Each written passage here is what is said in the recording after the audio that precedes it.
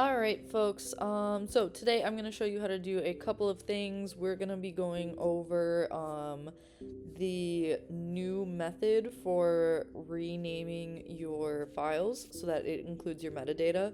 That way you can skip it on your contact sheets.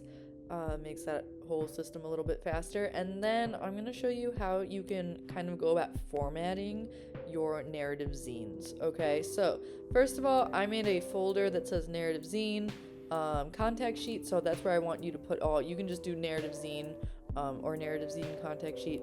That's where I want you to put your 20 photos that you took for this assignment. So if you go ahead and go in there, I have some photos, not all 20, so you'll just have more photos in this folder than I do. And then you may notice here, you can see that I have like my f-stop, my shutter speed, and then my ISO is all here. So what I'm going to show you exactly how you can rename that. And I'll show you on these two photos here that still have their original file names. So I'm going to go ahead and hit my command button, click on both of those there, and then with all of them selected, if I wanted to select all of these, of course I could just drag and pull, or you can hold down command and select however many photos you want. Obviously, click off if you select something that you don't want. And then you go ahead, right click, you're gonna see a menu that looks like this, and then you can go over to batch rename and you should see a screen that looks like this. Your presets, that should just say default, rename in the same folder, you don't want it to like move it or anything. And then I have this kind of set up the way I want, and it's just kind of saved these settings for myself now. So yours is going to look different in the new files location, okay? So you want to have 3, and you can get rid of these, so you can go over here and you can hit subtract, or you can go here and it'll add a new one, and then it's going to just default it to text. So you want to go ahead and make sure you have 3 of these, and then with this first drop down menu, you want them all to say metadata. So I'm going to go ahead, select that here, and then over here it's going to default this to aperture value. I already have that up here, so you could see here aperture value, that's going to be my f-stop, exposure time is my shutter speed, and then this one we need to go to that third variable of our exposure triangle, that's our ISO. So make sure you have those 3 selected. This stuff all good, just leave it as is, and then it's going to give you a little preview down here so we can see this is what the file name is currently.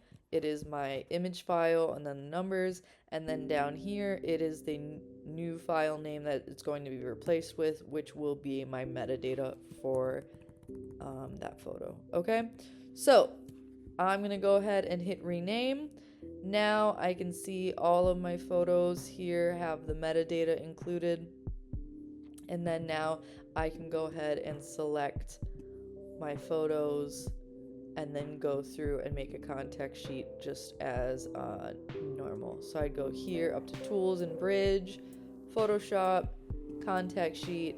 It's going to open up Photoshop for you, and then you are going to want to say 4 and 5 for yours. So you want to say 4 and 5 because you have 20 photos. I have 8, so I'll just say, I'll say 2 and 4. Or, you know what? Yeah, it's fine. And then you should have something that looks like this, and then your metadata is already in there. And then now all you have to do is export as a JPEG, and you're good to go. All right, so again, file, export as, and then just make sure that says JPEG, rename it,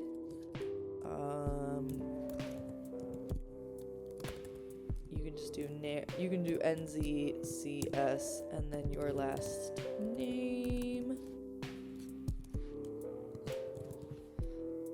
and then just make sure that you're saving that into your correct folders. Alright, and then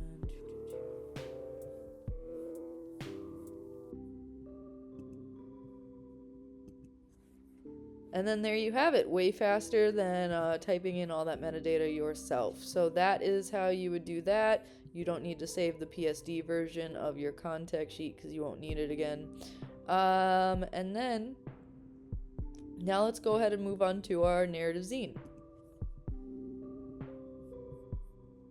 Alright, so for your narrative zine, you are going to open up a file that I'm going to have provided for you in Google Classroom. So I have it saved in a different location, so I'm just going to go ahead and pull this up.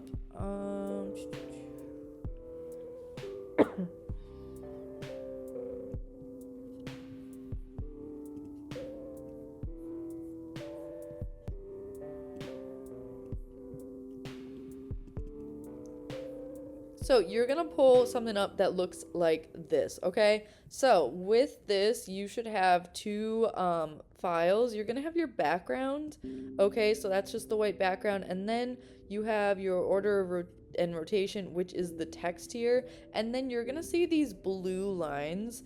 These blue lines are alignment tools within Photoshop. So essentially, they're just kind of there to tell Photoshop and also to tell yourself that these are some different barriers that you have set on the document. These are not going to be in the final print. These are not going to be in, if we export this, it's not going to show up. It's just kind of something that communicates to you as you edit and to Photoshop that these are different sections of, you know, whatever this final print is, in our case, a zine, okay? So you should have something that looks like this. And then we're going to go ahead and kind of play around with how we, how we kind of mess around with our page layouts here. So I already kind of have one done, and that's this one right here. So I removed the background because I don't want that to show up in my, final print. I also kind of uploaded my pictures here so that you can see how they would all lay out. This one obviously needs to be bumped down a little bit. So everything will kind of snap to these alignments that you've made. So this picture is big enough, if we like zoom in here, it's big enough to snap to this alignment, but it's not going to snap to these two alignments because the photos are not wide enough. If I go ahead and pull it over, that's, not going to be the best thing to do for a couple reasons. So what is going to happen is if you pull the photo, first of all, it's not going to let you because it's kind of distinguished the photo as being a certain size, and it's not going to let you distort the photo. It's only going to kind of let you size it down in proportion to how tall and how wide it is, so that you do not pull the photo wide and distort it width or lengthwise. So I can go ahead, I am okay with a little bit of margin space there. That's not really gonna mess with anything too majorly, I don't think. Then down here, anything that's kind of coming off the page here, so those pink lines are the edge of my photo. I wanted it to be aligned to this over here and this up here. I don't mind that it comes off the page a little bit over here because I'm not really missing anything there. Now, if we go back over here, you can see that this is my front and my back cover. So I strategically kind of picked this photo to be my front and back cover because this is the start and the end of the walk that I typically go on in my neighborhood. So obviously these photos are from a different season, but I haven't been on one of my walks in a good while, and so I had some older pictures. So here is the start and the end to my walk. I wanted to document that as kind of the invitation into the rest of the story here. And then if we go ahead, bounce back, my page one is this one up here. So I kind of started it off with a very nice, pretty, colorful picture. Then we get into page two, a little bit more of an interesting photo using line and elements, like, you know, having focal points, which are the little dried out foliage here.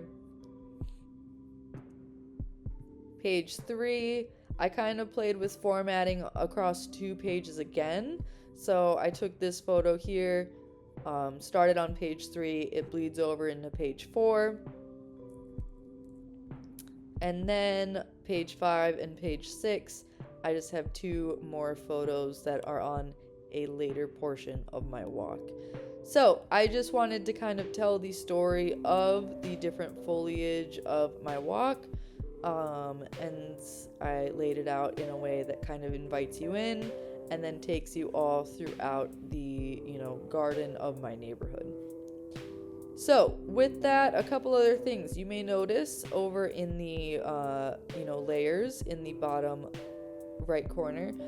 As I glide over my different photos that I have brought into Photoshop, it'll tell you which layer you're hovering over, which is kind of nice because I know if I click on this one, it's going to bring me, you know, over there, and then I don't have to guess which layer I'm on. Alright, so from here, I'm going to kind of show you how we can go ahead and drag all these photos in and format them, and just the kind of the different tools you'll need.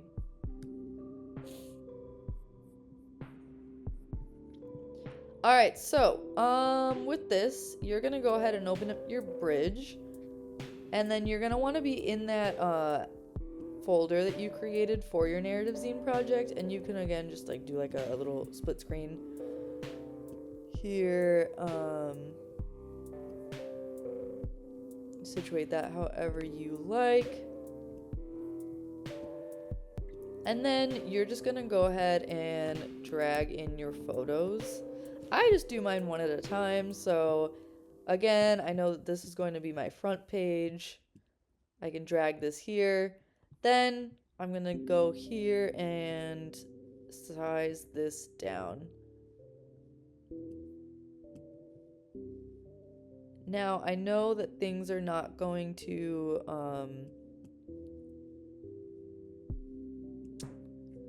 fit, like some margins just aren't gonna work because I didn't take these photos with the intent of them fitting within like the confines of a 8x11 sheet of paper.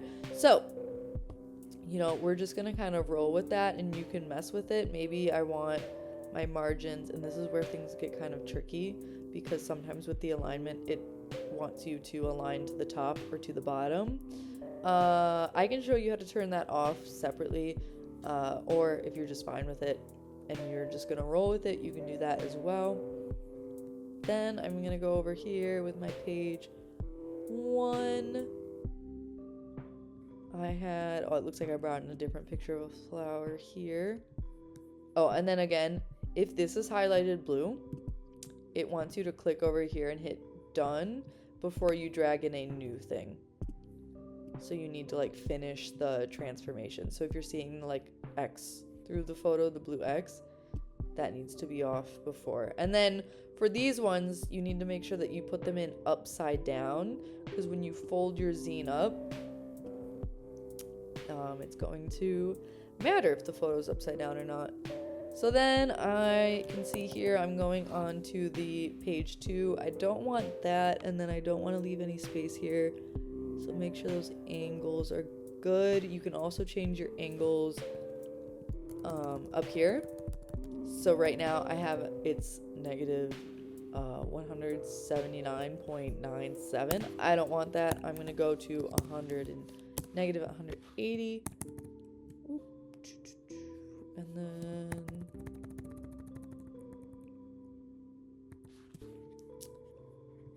here I'm just going to move this so that it's taking up the bottom portion of my page 1. Alright, then page 2, I'm going to go back over here, make sure I hit done. Once that blue X is gone, I know I can go ahead and bring in the next image.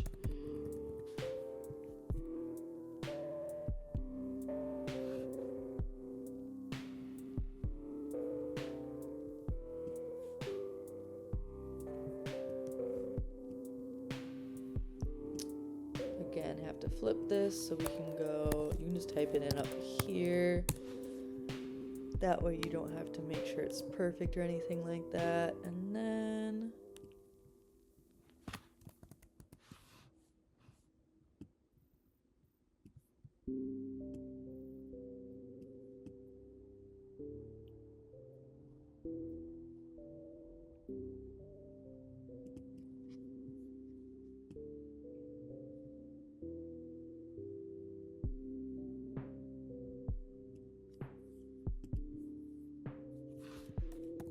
you're just gonna continue to lay things out until you're liking the way it looks. And I think I'm liking how this looks better with this image and this one instead of those two other edits I put in there.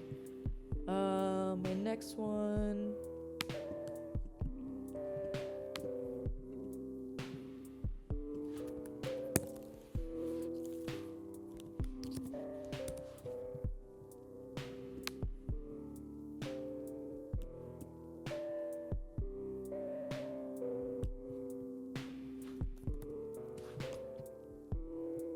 just making sure I'm snapped to this alignment over here.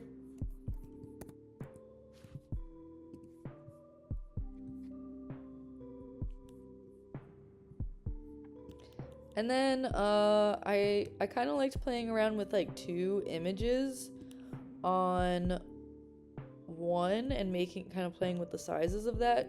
And then I also liked how, I also liked how these ones were a horizontal image and a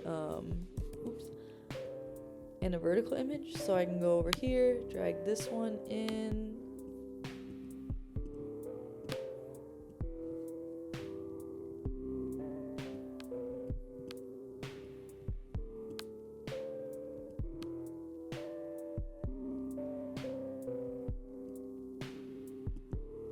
I like how the green and the red and the orange kind of mix together.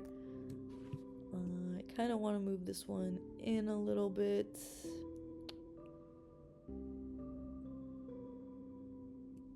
And then I'll let that kind of snap my alignments. Maybe I'll bring that down a little bit. All right, and then for my last one,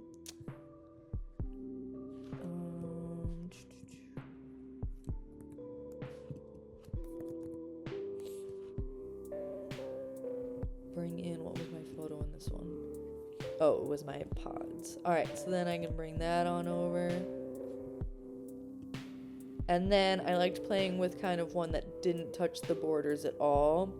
So it just kind of floats there in the middle of the page.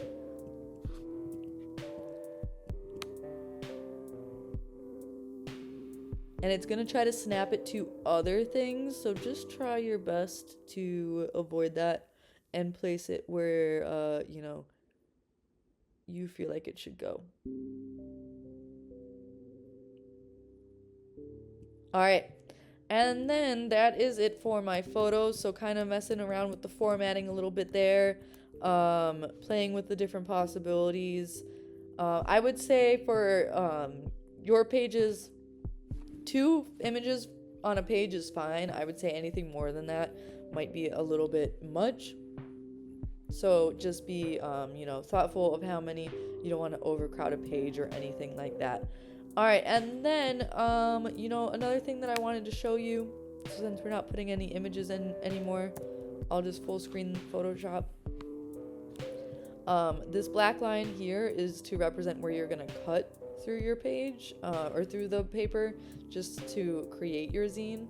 So the next thing that I want to show you is you can go ahead and hit T on your keyboard, pull up the text tool.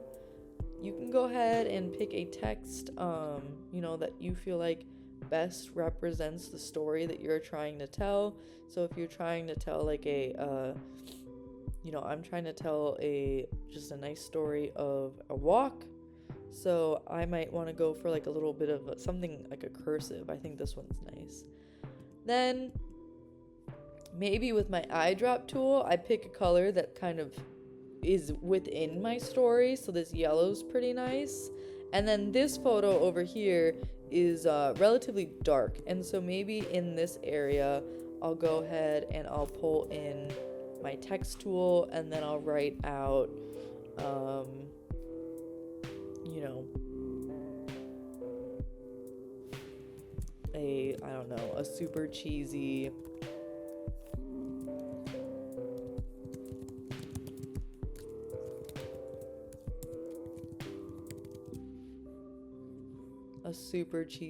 something. And then if I go ahead and hit this tool up here, so if I go ahead and hit the move tool, or you can hit V on your keyboard, then I can go ahead and bring this over here, make sure that I fit it on, and then up at the top makes more sense because I can see it a little bit better. And if I go back to T, maybe I can make that bolder, or if there's a bold option.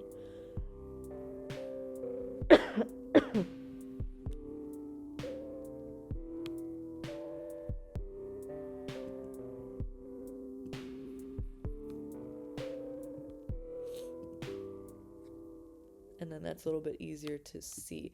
And then I'm going to go back to my move tool. I'm going to size it down a little bit just because it's super close to the edge and I think it's a little bit awkward.